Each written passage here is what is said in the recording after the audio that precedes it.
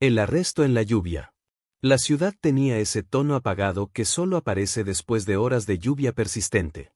El cielo era una sábana gris, sin un solo rastro de azul, y las gotas caían con monotonía sobre los techos oxidados y los vidrios empañados de los negocios. La gente caminaba rápido, encogida bajo paraguas que apenas soportaban las ráfagas de viento. Los charcos se acumulaban en las esquinas, tragándose las colillas de cigarro y las hojas muertas que arrastraba el agua. Martín avanzaba por la avenida principal con paso firme, aunque sus ropas empapadas y su cabello pegado a la frente lo hacían ver vulnerable. Tenía los hombros tensos, como si cargara un peso invisible.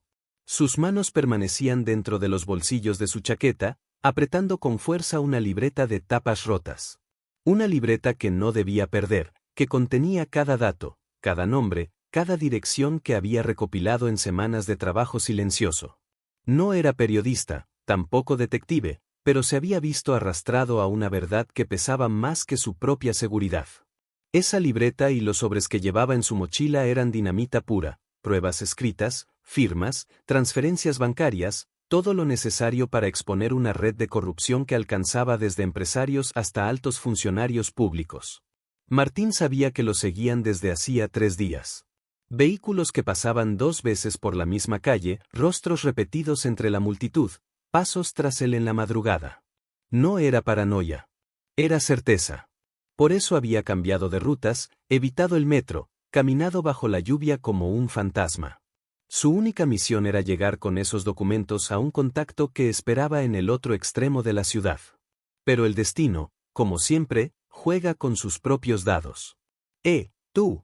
La voz del oficial cortó el murmullo de la lluvia. Martín giró apenas la cabeza. 2 policías venían hacia él, uno alto y robusto, con el uniforme ajustado en exceso, y el otro más bajo, de mirada fría y calculadora. No era la primera vez que lo observaba, estaba seguro de haberlo visto la noche anterior, parado frente a un kiosco fingiendo leer un periódico empapado. ¿Yo? Preguntó Martín, intentando sonar natural. Sí. Tú, respondió el alto. Documentos. Y vacía los bolsillos. Martín tragó saliva. No podía negarse sin levantar sospechas. Tampoco podía entregar todo sin más. Dio un paso atrás, como quien se prepara a explicar algo, pero no le dieron oportunidad. El bajo lo tomó del brazo con brusquedad, lo giró y lo estampó contra la pared húmeda de ladrillo. El sonido metálico de las esposas fue tan fuerte que los peatones en la acera opuesta se detuvieron. Una señora murmuró algo habrá hecho mientras apretaba más fuerte la mano de su hijo. Un joven sacó el celular para grabar, atraído por la adrenalina de un video viral. Otros simplemente miraban, con esa mezcla de morbo e indiferencia que caracteriza a la multitud. Pero no he hecho nada, gritó Martín, su voz quebrada entre la furia y la impotencia. Eso lo veremos en la estación, replicó el alto con una sonrisa torcida. La mochila fue arrancada de su hombro. Papeles, un libro viejo, un par de sobresellados y una botella de agua rodaron al suelo mojado. El oficial los recogió sin cuidado, hojeando las hojas arrugadas. Nada parecía importante, hasta que sus dedos toparon con el sobremanila, grueso, sellado con un timbre oficial. ¿Qué es esto?, preguntó el bajo, sus ojos entrecerrados. Martín apretó la mandíbula. Ese sobre era todo. Su pase a la verdad, pero también su sentencia de muerte si caía en las manos equivocadas. El oficial intentó abrirlo ahí mismo, desgarrando un poco la solapa. Pero cuando vio los logos estampados en la parte superior, su mano tembló. Se los mostró al compañero. Ambos intercambiaron una mirada que no necesitaba palabras, conocían esos documentos, o al menos, sabían lo que significaba tenerlos en la calle. Los rostros de burla desaparecieron. En su lugar surgió una tensión densa, casi palpable. El alto tragó saliva, el bajo cerró rápido el sobre y lo sostuvo con ambas manos, como si cargara un explosivo. Martín lo notó. Su respiración se aceleró, pero sus labios se curvaron apenas en una sonrisa mínima. Aunque aún estaba esposado, esa reacción de los oficiales le confirmaba algo, lo que llevaba en esa mochila era más peligroso de lo que había imaginado. La multitud comenzó a inquietarse. Ya no veían un arresto común. Algo raro pasaba. Un murmullo se expandió, mezclándose con el repiqueteo de la lluvia, ¿Qué tienen ahí?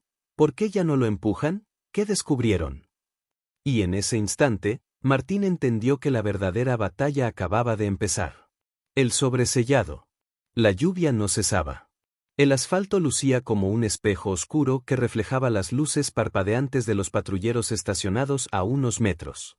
El murmullo de la multitud seguía creciendo, pero los oficiales parecían no escucharlo, toda su atención estaba puesta en aquel sobremanila, húmedo en las manos del policía abajo.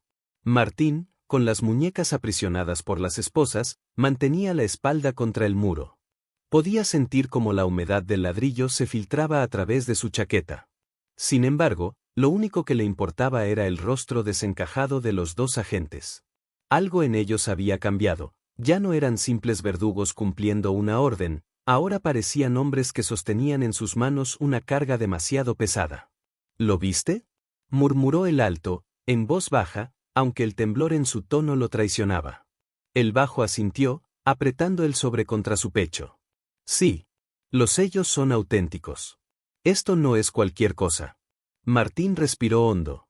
Si habían reconocido la autenticidad de esos documentos, significaba que también comprendían el riesgo que corrían.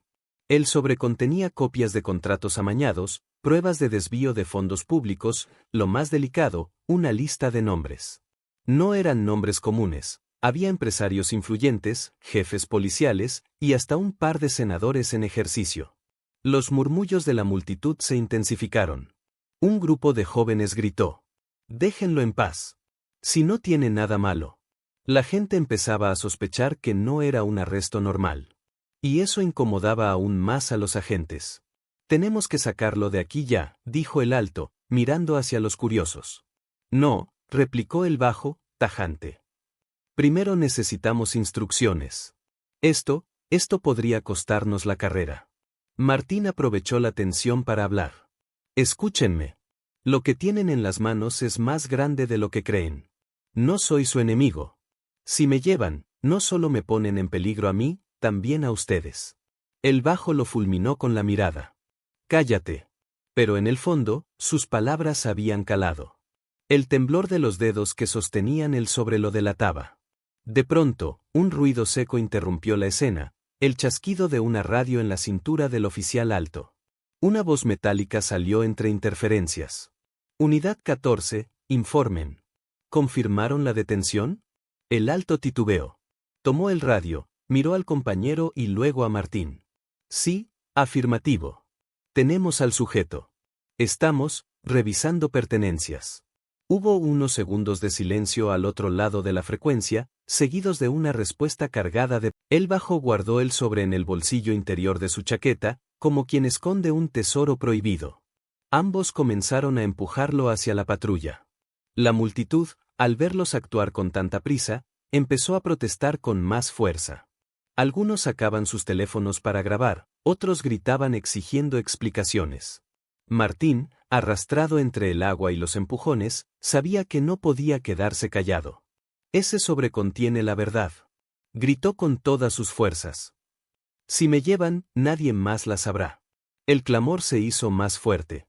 Varias personas se acercaron demasiado, bloqueando el paso de los policías. El alto, nervioso, sacó la macana y la blandió en el aire. «Atrás. Todos atrás». Los gritos, el sonido de la lluvia y el tintineo de las esposas creaban un caos ensordecedor. Pero en medio de ese ruido, Martín logró captar algo, el miedo genuino en los ojos del oficial bajo. No era solo temor a perder el empleo, era terror a lo que sucedería si los nombres de ese sobresalían a la luz. «Temblaron», recordó Martín. Y con razón. Porque ese papel podía encender una hoguera que consumiría a medio país. Mientras lo empujaban hacia la patrulla, Martín comprendió que el juego acababa de escalar. Y que su única oportunidad de sobrevivir era lograr que esa multitud, esos testigos con celulares levantados, se convirtieran en su primera línea de defensa. Alzó la voz una vez más, aunque el agua le entraba en la boca y la garganta ardía. «No me llevan por ladrón. Me llevan porque descubrí a los verdaderos criminales». Un silencio breve, casi eléctrico, recorrió la multitud. Y entonces alguien gritó: «Suéltenlo». El caos estaba a punto de estallar. La verdad en la plaza. La lluvia caía más fuerte, empapando a todos los que se habían reunido alrededor de la patrulla. El agua escurría por los cascos de los policías y por el rostro de Martín, que, con las muñecas aún esposadas, parecía un hombre al borde del abismo. Sin embargo, sus ojos brillaban con una determinación que nunca antes había sentido. El sobremanila permanecía oculto en el bolsillo de la chaqueta del oficial bajo, como una bomba de tiempo que amenazaba con estallar en cualquier momento. Cada segundo que pasaba, la multitud crecía. Hombres, mujeres y jóvenes se acercaban atraídos por los gritos y la tensión, muchos con sus celulares levantados, grabando todo. Los oficiales intentaron abrir paso a empujones, pero la gente formó un muro humano alrededor de ellos. «Déjenlo hablar», gritó alguien. «Queremos saber la verdad», vociferó otro. Martín respiró hondo, consciente de que era su última oportunidad. Su voz se alzó por encima del ruido de la lluvia y las sirenas distantes. «Ese sobre contiene los nombres de quienes roban al país, de quienes usan a la policía para proteger sus negocios sucios. Por eso quieren llevarme». El oficial alto levantó la macana y avanzó hacia la multitud, pero un anciano se interpuso, extendiendo los brazos. «¡Basta!», clamó con voz grave. «No van a callarlo frente a todos nosotros». Los celulares grababan cada movimiento, cada palabra, cada gesto. La presión sobre los agentes aumentaba con cada segundo que pasaba. El bajo, con el rostro desencajado, sacó el sobre de su chaqueta y lo sostuvo contra el pecho, como si se tratara de un objeto maldito. «No entiendes lo que haces», le susurró a Martín, casi suplicante. «Si estos papeles salen a la luz, no solo nos costará la vida a nosotros, habrá consecuencias que no imaginas». Martín lo miró fijamente, temblando de frío pero con la voz firme. «Las consecuencias ya están aquí. Lo que decidan hacer en este momento definirá si son cómplices o si hacen lo correcto». El alto, enfurecido, intentó arrebatarle el sobre a su compañero. «Dámelo. La orden es destruirlo». La multitud vio el forcejeo y comenzó a gritar con más fuerza. El cerco humano se cerró, empujando a los policías hacia atrás. El bajo, atrapado entre la presión de su compañero y las miradas inquisitivas de la gente, vaciló unos segundos, y entonces, en un gesto inesperado, lanzó el sobre hacia el suelo, justo a los pies de la multitud. Los papeles se esparcieron por el agua, arrastrados por la lluvia. Varios jóvenes corrieron a recogerlos antes de que se dañaran, sosteniéndolos en alto mientras los celulares captaban cada detalle. Los nombres, las firmas, los sellos oficiales, todo estaba ahí, expuesto bajo la tormenta. El alto gritó desesperado. «No los toquen. Es material confidencial». Pero ya era demasiado tarde. Las pruebas estaban en manos de la gente. Martín, aún esposado, sonrió débilmente.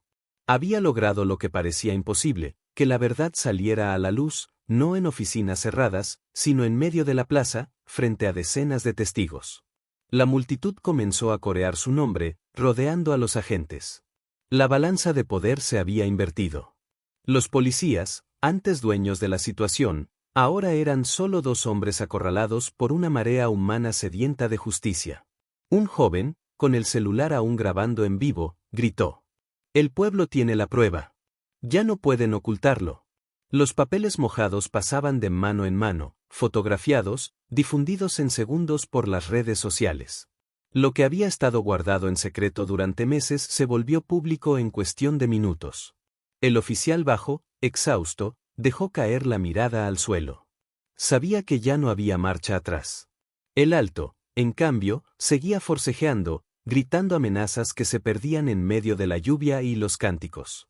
Martín, con el corazón latiendo con fuerza, alzó las manos esposadas y gritó con todas sus fuerzas. «La verdad ya no es mía, ahora es de todos ustedes». La multitud estalló en vítores. Esa noche, las imágenes del arresto injusto, del sobreabierto en la lluvia y de los nombres expuestos recorrieron las pantallas de todo el país. Las redes sociales explotaron, los noticieros interrumpieron sus programas, y la presión fue tan grande que ninguna institución pudo ignorarlo. Los días siguientes fueron un torbellino, renuncias, investigaciones, discursos apresurados de políticos tratando de salvarse. Y en el centro de todo, La figura de Martín, aquel hombre esposado injustamente, se convirtió en símbolo de resistencia. Ya no era un sospechoso. Ahora era la voz que había encendido la mecha de la verdad.